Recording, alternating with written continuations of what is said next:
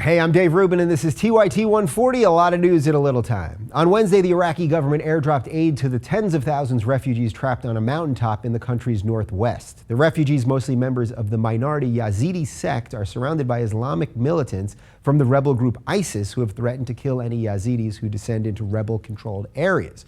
With concern for a humanitarian crisis growing, the Iraqi government has put out a plea to the international community to provide supplies to the increasingly desperate refugees. In other international news, the expected Russian retaliation against U.S. and European sanctions has arrived.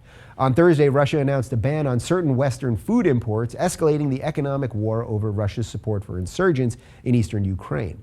The ban will deal a multi-billion-dollar hit to affected nations, but will also increase food prices in Russia. While the ban will affect about 10% of Russia's pork, fish, and fruit, a government spokesman said that Russians should not face any shortages in food as a result. In more encouraging news, on Thursday, a Cambodian court found two former leaders of the notorious Khmer Rouge regime guilty of crimes against humanity. The two, 80-year-old Nguyen Che and 83-year-old Khieu Samphan, were given life sentences for their involvement in atrocities that led to the deaths of 1.7 million Cambodians in the late 1970s. And while 30 years is a long time to wait for justice, the verdict leaves many in the U.S. hoping that Dick Cheney's heart holds out for a few more years. Speaking of faulty justice, a recent study suggests that white people, when presented with evidence that our justice system punishes blacks more than whites, will be more likely to support harsh criminal justice policies than if they're unaware of this evidence. The Stanford University study found that whites viewed policies like stop and frisk and strict sentencing guidelines more favorably if they believed that African Americans would be disproportionately affected. So much for a post-racial America. Thanks, Obama.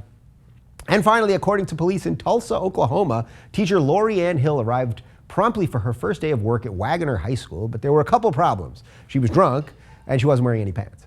By the time police arrived, the noticeably disoriented Hill had managed to locate some shorts. After admitting to drinking vodka before coming to work, Hill was arrested and charged with public intoxication. Drunk? Not wearing pants?